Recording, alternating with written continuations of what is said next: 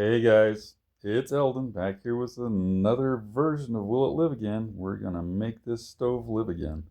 So today, let's work on disassembling the tank for the stove.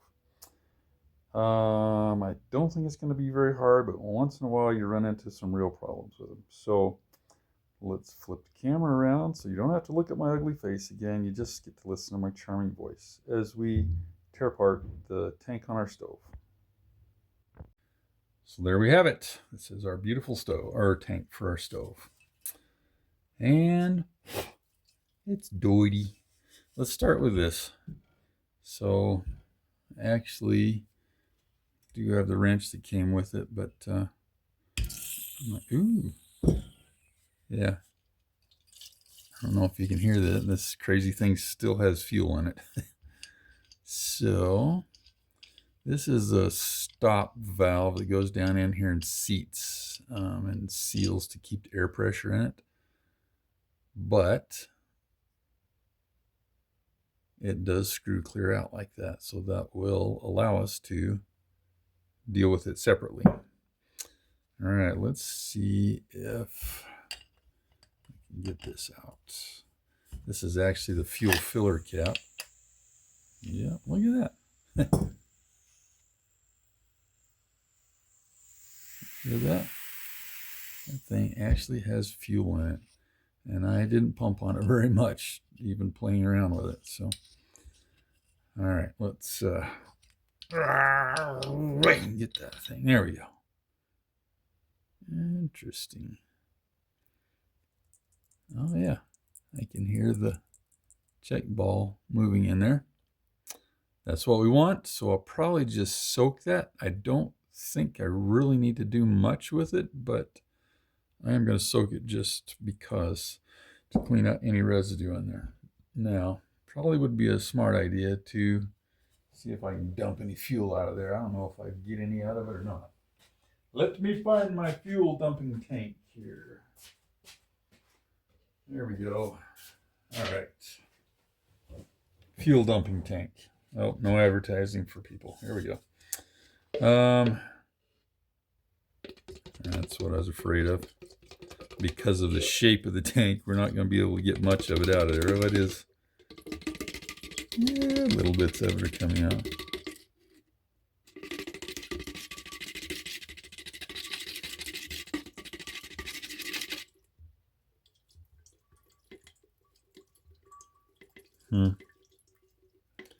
Probably end up taking the bulk of it out through the valve slot, I'm guessing. I don't know. We'll just see. Yeah, I got almost nothing. What is there? 2 tablespoons of fuel out of it. Okay. Irrelevant. All right.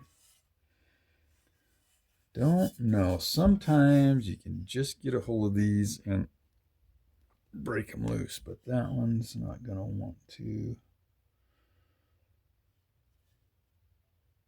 Actually, not 100% sure that that's threaded on there, but I think it is. I don't know. Let's take this off first here and see if that tells us anything, and might be able to get the handle off too. All right, find a wrench. Yeah, it's that size, which I think is this size, which it is. All right.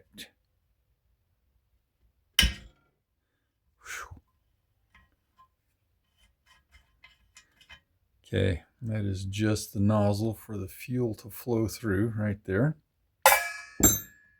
There's this little cleaner pricker rod right there, which, if we get lucky, we might be able to get out of there by pulling this off. And that's the other size wrench. Like that right there.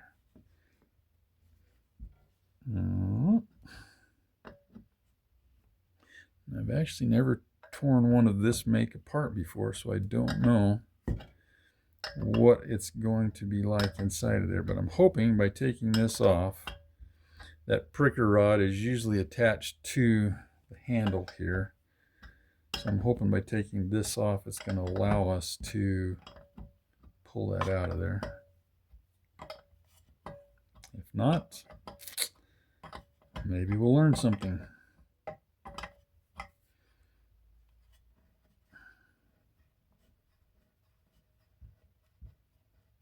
Silence.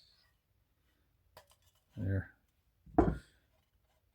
Unscrew that, and it will come out of there and allow that whole thing to come loose. Ta-da! There we go. I like it.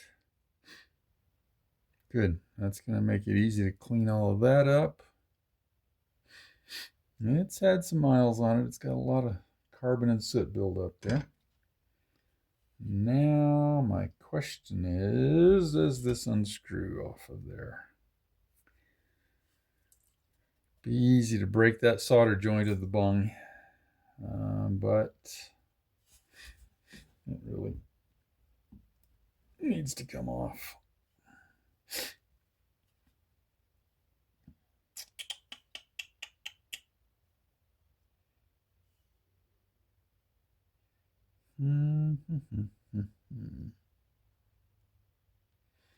Well, that is actually threaded in there, that generator tube.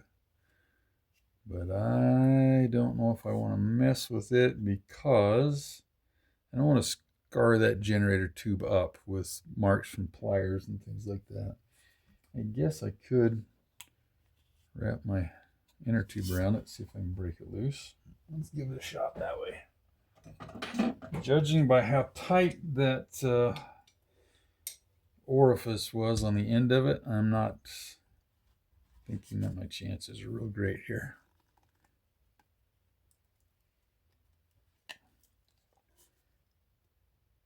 Yeah, I don't think that's working. And even with that on it, I did manage to scratch up the stuff there by going through the rubber. So we're going to leave that. It might come apart at another time, just depending. Still wondering if I can get this loose here. How's the best way to do that? I'm going to go get a big crescent wrench and see if that lets me get enough bite over that.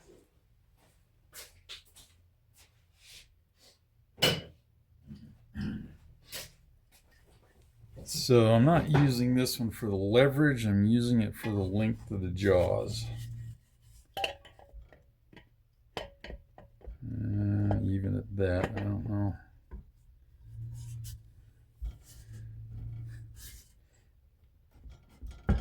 Ooh, something gave. I think in the right spot. Sweet.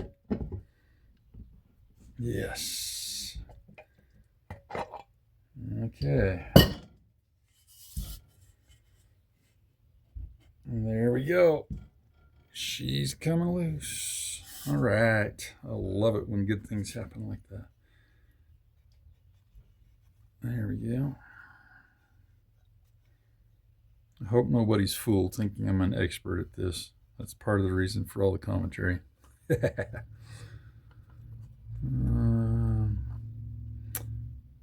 Interesting.